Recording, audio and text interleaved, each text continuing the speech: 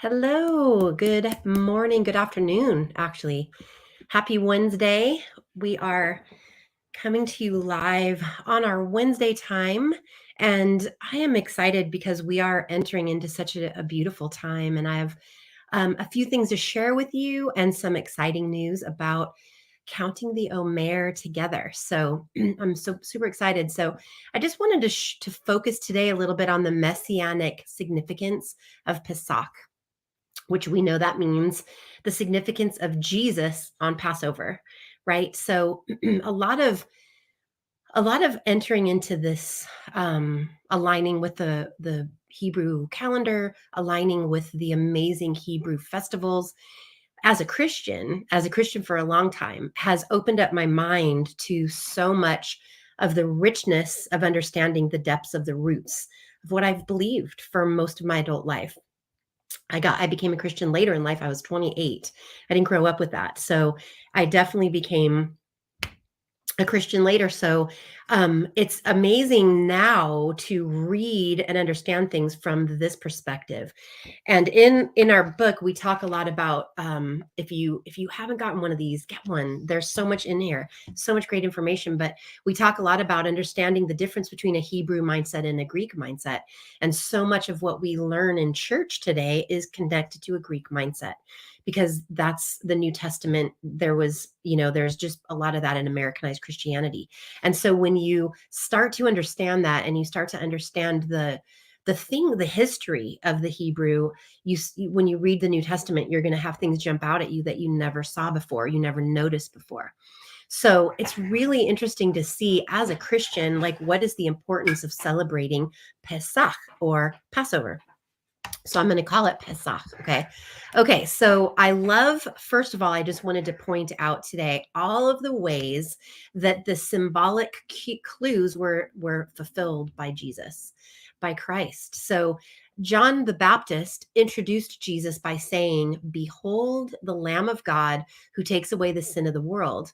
And this is so amazing because the Jews had been celebrating Passover for 1,500 years, and they fully understood what John meant by that. I mean, we read that, and we understand Jesus, of course, is the Lamb of God, but and we learn that in Sunday school, and we learn all that. But it's so incredible to know that the Jews were practicing this and what they knew as Passover from the Exodus story, right? It goes all the way back to the Exodus story. And then it's fulfilled because the timing. So this week, Monday, was the 10th of Nisan, that we're going to talk about, but it's also the day that Isaac was born, who would become the almost sacrifice, right? There's so much connection. And when you understand it, you see how God, he gave that directive to Abraham, but he didn't even make Abraham go through with it. He would go through with it later. It's so brilliant, and it's so powerful. So, okay. So in Isaiah 53, there might not be any Old Testament book that has so much symbolism of what Jesus fulfilled as Isaiah, especially Isaiah 53. So this was written hundreds of years before Christ, right? And it records the suffering that the human lamb would experience. So starting in verse 7, it says, "Though mistreated, he was submissive. He did not open his mouth, like a lamb led to be slaughtered. Like sheep silent before its shearers, he did not open his mouth. And for a forcible arrest and sentences, he was taken away, and none of his generation protested. His being out his being sorry cut off from the land of the living for the crimes of my people, who deserved the punishment themselves. He was given a grave among the wicked, and in his death he was with a rich man, although he had done no violence and had said nothing deceptive. Yet it pleased Adonai to crush him with illness, to see if he would present himself as a quiet offering. If he does, he will see his offspring, and he will prolong his days, and at the hand of Adonai's desire it will be accomplished." So this is the complete Jewish version of the Bible and of Isaiah. So amazing to read that. This is the season to read this, and read it to your kids, read it as a family, to see the fulfillment and how Jesus said he did not come to change the law, but to fulfill it all the time, over and over. So the purpose of Pesach, the name of the festival, Pesach in Hebrew, it's the passing over or protection. That's what it means. It's protection. Incredible. It's derived from the instructions given to Moses from God in Exodus. And when God said, Moses, you are the one I'm choosing to lead the Israelites out of Egypt. And we know that he was leading them out of bondage, right? He was leading them out of slavery. So symbolic, so important. So if you are at a time in your life, if you are experiencing something that you are coming out of, a mindset, if you are coming out of a mindset of poverty, if you've been with us, we're constantly working on how do we align our mindset with God's, how do we take our thoughts, make them captive to the truth of Christ. And if you are, maybe God is bringing something up to show you that something he wants to rescue you from, align with the power that is in this season right now, and give it to God, give it to him. Keep checking in with us, keep aligning with us as we align with this. So God commanded Moses to tell the children of Israel that he is the Lord. He said, tell them, I am the Lord, and I will bring you out from under the burdens of the Egyptians, which represents, to me, it represents the world, right? It represents all of that. So I will rid you out of their bondage.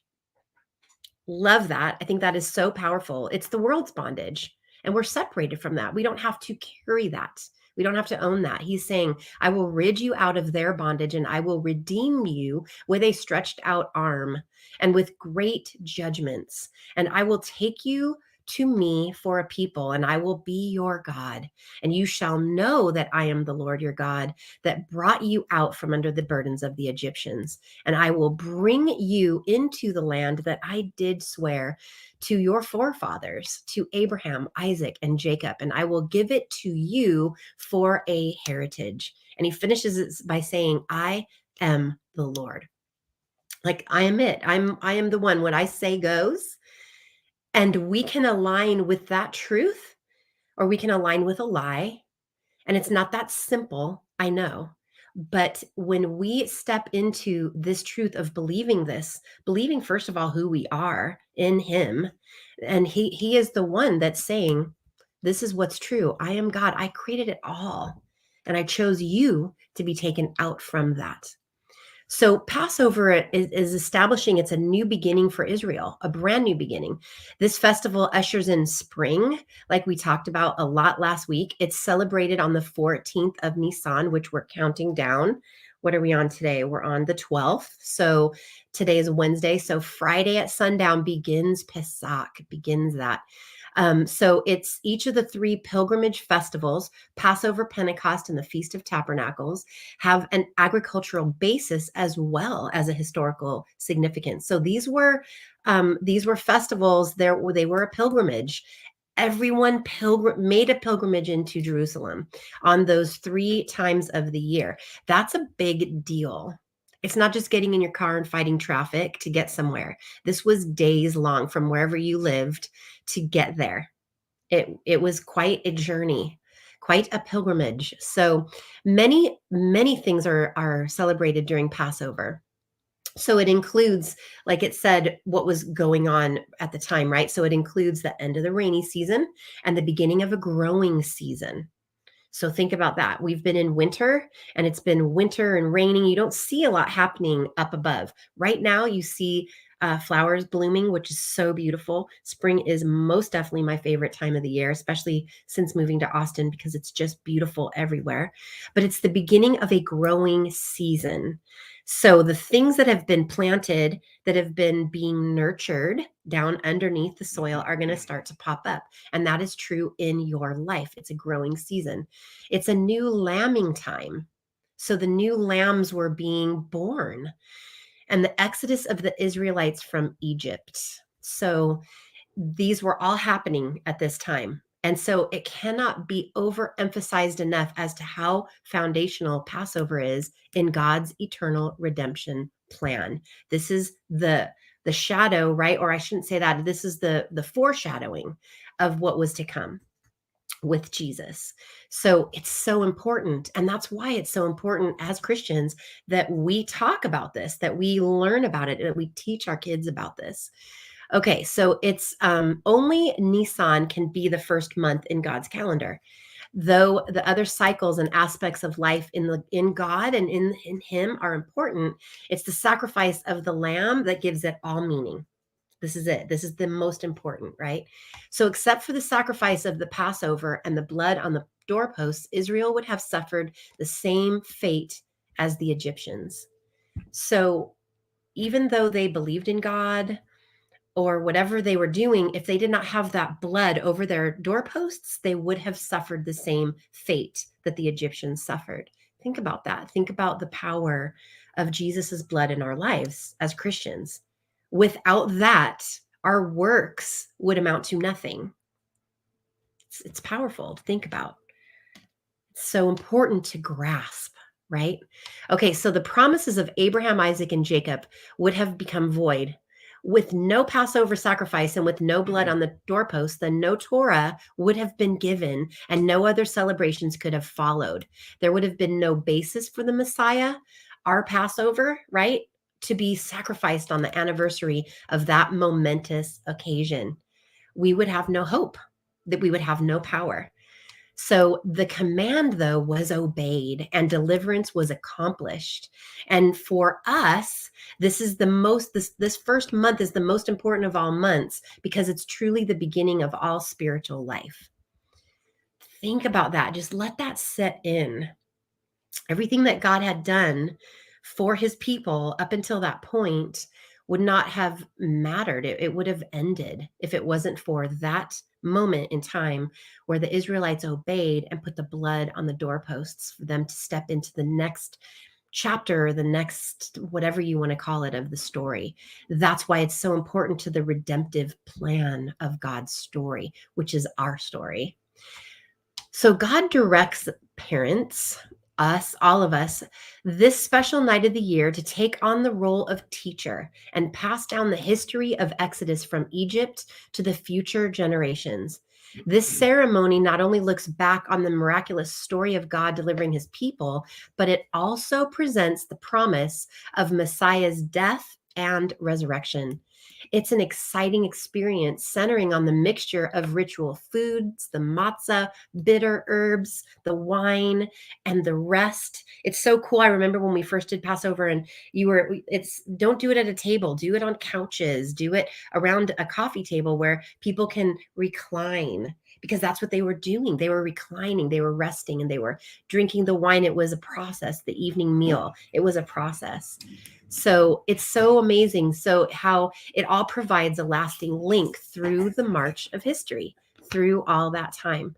So it's redemption and the great miracle of the splitting of the Red Sea, which is the climax to this. It's the climax of the departure from Egypt and the inspiring wonder that forged a group of slaves into a nation, into a great nation. So the redemption from Egypt is not only that of Israel, but it's also salvation by all who would come after, by having faith in Jesus, who was he represented this in human form, right? So we get to experience that. And it's a redemption from salvation from all evil. So during this God ordained rite, we celebrate the doctrines of our salvation. So, like ancient Israel, we are sovereignly brought to the edge of the sea with no hope except to trust his deliverance and to follow him. So, we marvel at his overwhelming sufficiency. We marvel at all he has. And like ancient Israel, when we trust him for deliverance and walk through the sea with him, we end up singing and dancing on the other side. And that is the promise of Pesach. That is the promise of Passover. And I love how it also means protection. That protection. When you think of every epic movie that has ever been made, it follows along the storyline where you have that conflict of that race against time, the race against the bad, the evil, and then the redemption. It's beautiful. So the observance that we have for Pesach as Christians, it's the significance are these things. Oh, okay, I'm going to show you some of the things that were the Pesach observance and how Jesus fulfilled those. Okay, so think about this. So the lamb for Pesach, the lamb that they used, it had to be a lamb without blemish, which we know Jesus was the lamb. He was examined and found to be without blemish. Remember, it was Pilate and him standing before saying, "We found nothing. We have found nothing that he has done wrong." The other thing was the lamb was the male of the first year, and it had to be a male lamb, like a firstborn, which we know Jesus was the firstborn son of God. The lamb was set aside for 4 days on the 10th of Nisan. Remember, I mentioned that Isaac was also born on the 10th of Nisan. Amazing. So Jesus entered Jerusalem on the 10th, and he would be on public display starting on the 10th of Nisan. If you went to church on Sunday, it's known as Palm Sunday because that was the day representing that first day, the 10th of Nisan, where Jesus entered in and they put the palm leaves down, right?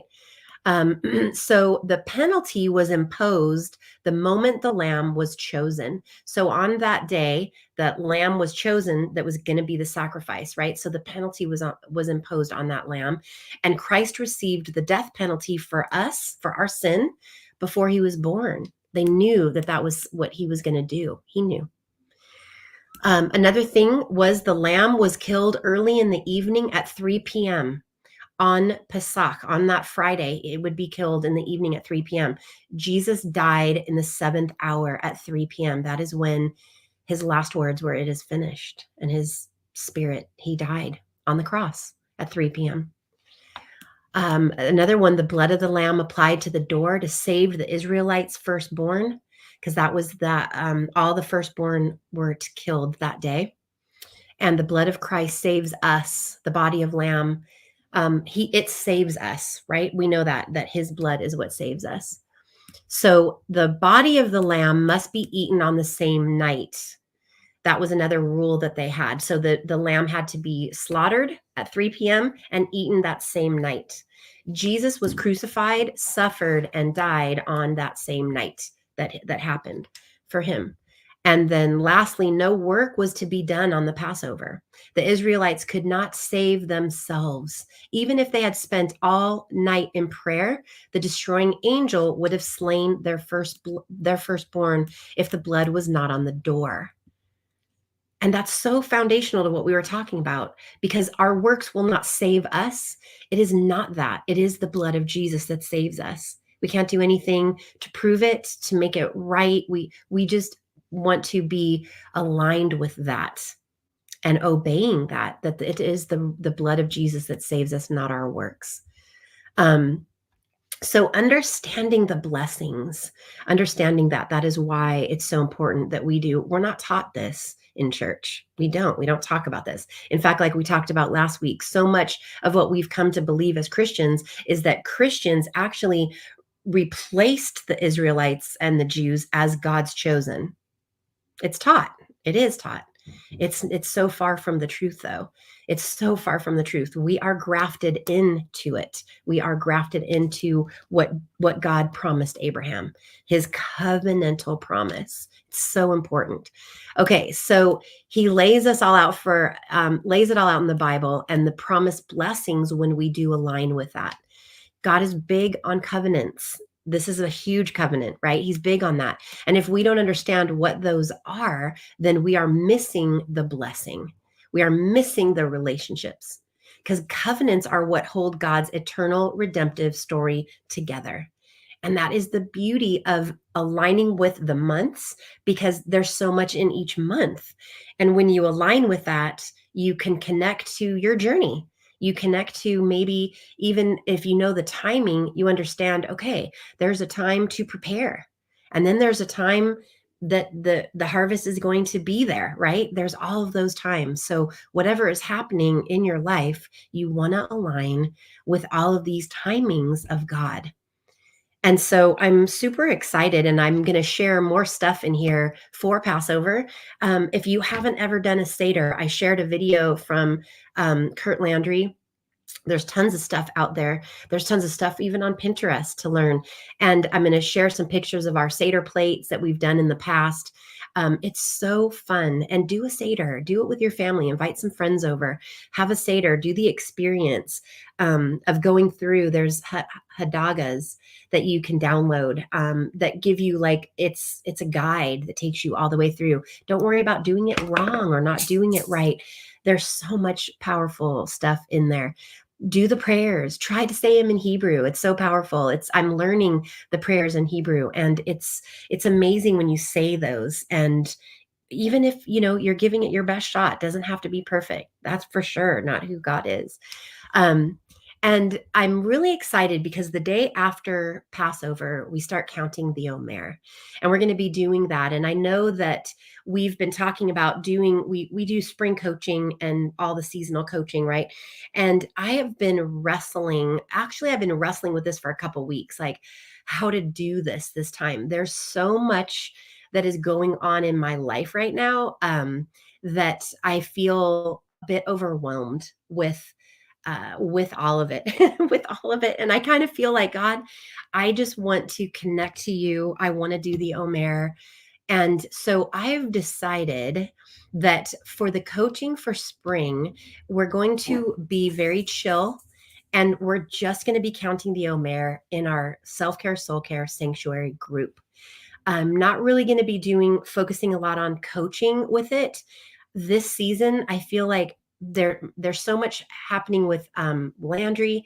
We have a graduation, we have senior stuff, we have college stuff, we have so much stuff. And I felt a peace yesterday, actually, when I made this decision of, you know what, I don't feel like I can really give my all to a coaching group right now, but I'm going to give my all to counting the Omer and my connection with God. And so, what I want to do with you guys is whoever wants to count the Omer, please just jump in and join us as we are in this group. We're going to be doing it in our self care, soul care sanctuary group. So, if you're not in that group, if you're watching this from our big Get Inspired group, please, I'll put the link below to join into that group. We're going to be doing it there. We're going to be uploading meditations, Judy's meditations on counting the Omer, and we're going to be going through it weekly. I will be doing a weekly live, just like I always do. And I will probably even be posting some lives, some videos that we've done in the past that we've done pertaining to the Omer. And so we've got tons of stuff to share with you guys. And I'm excited, and I feel a breath of relief when I thought about that. So if you have registered, let me know. We can talk about it. I can either refund you or we can apply it, because we are going to be doing an amazing summer coaching. And I feel like this really aligns with that, because what we're going to be doing is what Jesus did, or I'm sorry, what God did with the Israelites was, this was a time of preparing their hearts to receive the Torah, to receive their directions, really, right? To go into their promised land, to go into their calling, to step out into that. And so the timing, I think, is going to be so amazing that in the summer, we're going to be doing a awesome coaching that it's going to have some self-parenting in there. We've got an amazing self-parenting course that we're going to be doing, and a lot of breakthrough work to really help you step in. By the time we're done counting the Omer, we'll be ready to really jump into that. So we will talk about that. So if you have, contact me and we'll figure out what you want to do as far as if you've already paid to join. So we won't be doing any group coaching in this season of spring, but we are going to be having a very big experience of counting the Omer. So I will be on here lives, probably doing lives every week, and I will be posting video. We will be doing the the morning meditations together, which will be awesome. And I really ask that you guys really share. I'm going to be sharing what I'm learning in this process of counting the Omer.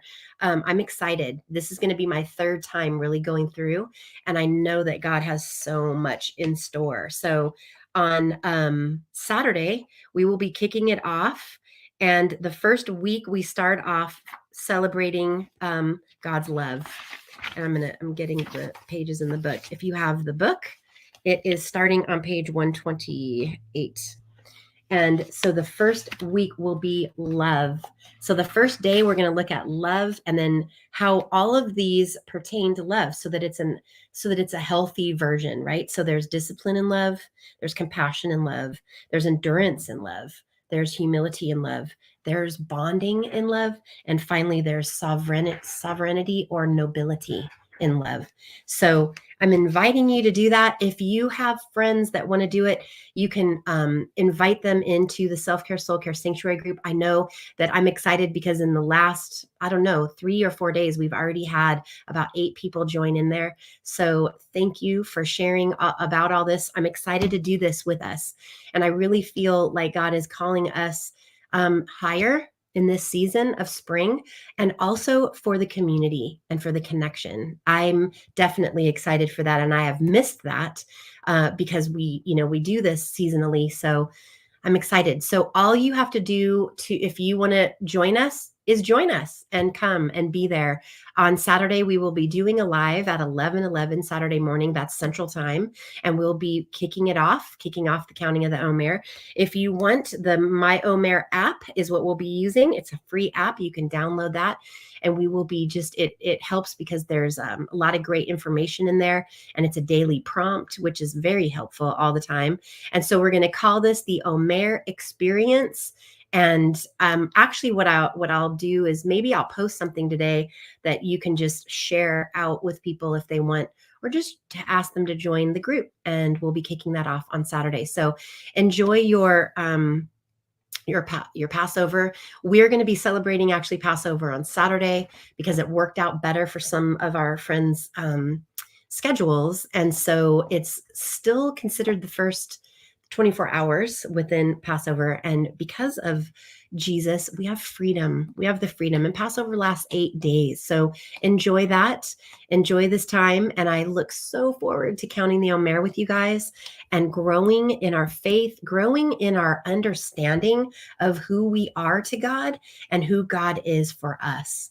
There's so much that we're going to discover. So excited. Thank you guys. Love you so much. And I will see you all Saturday morning. Okay, bye.